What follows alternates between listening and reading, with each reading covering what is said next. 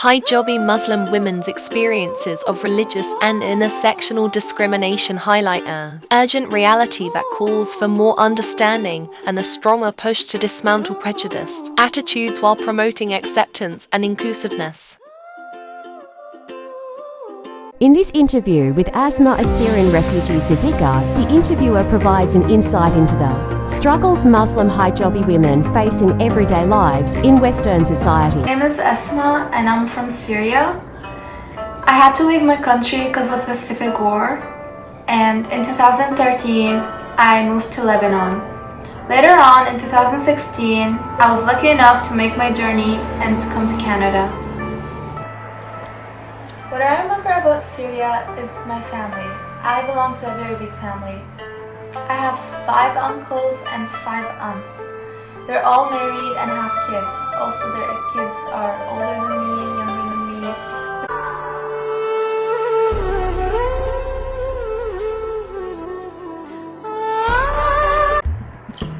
As a refugee in Lebanon, it wasn't a good experience for me.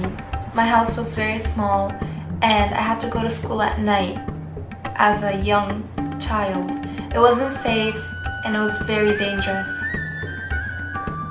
February 2nd, 2016. This was the day I arrived to Canada.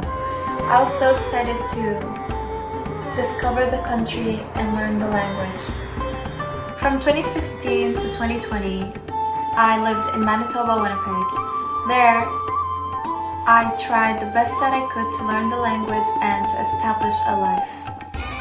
At that time, I learned the language and became very comfortable with many subjects at school. Although it wasn't easy to adapt to a new culture. I love the Canadian society. Many people are very welcoming, but however, not everyone is the same. In 2017, I was in grade 7 at Ecole River Heights School, Winnipeg, Manitoba, where I faced so many difficulties, such as not feeling accepted and welcomed in the community. For example, one of my classmates made fun of me in front of the class and the teacher and told me that I'm a terrorist and I should go back to my country. What surprised me is my teacher. She did nothing. And I was curious to know what terrorists mean. I asked my classmates and all of them ignored me. I went to the office and explained of what happened, and they did nothing. The school did nothing, and the harassment continued. Many of my other classmates started making fun of me in the hallway, playground, and everywhere. I told my parents of what happened, and they came and talked to the school, but they ignored them. I don't know why, but maybe because we're Muslim. When no other options were available to ask, my family and I moved to British Columbia. On August 1st, 2020, my family and I arrived to Vancouver, British Columbia, seeking refuge and seeking acceptance.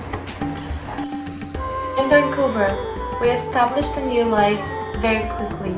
We rented a place and entered school. I was happy here because I'm closer to my grandparents. However, Vancouver is a very expensive place. I felt I needed to help out my parents. I started looking for a part-time job after school. Finding a job wasn't easy. I applied for so many jobs and got into many interviews. At the minute I arrived there, I feel the tone was changed. Maybe because I'm a hijabi.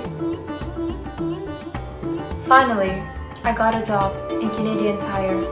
I was very happy and excited to help. I really wanted to help as many people as I could.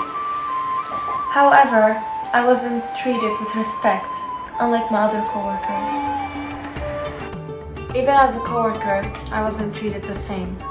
For example, at lunchtime, many coworkers would chat and have fun. Whenever I try to enter a conversation, the conversation turns into formal and they try to end it as soon as they could. There where I feel isolated. I believe some of the difficulties I faced was because I'm a hijabi. I chose to wear the hijab because I believe I'm not an object to be seen. When I'm out in the community, I wanted to be seen for my talent and my personality and my contribution to the community, not an object to please men.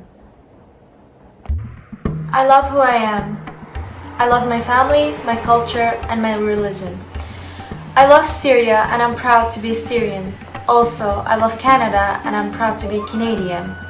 I love our multicultural society and I respect everyone as who they are.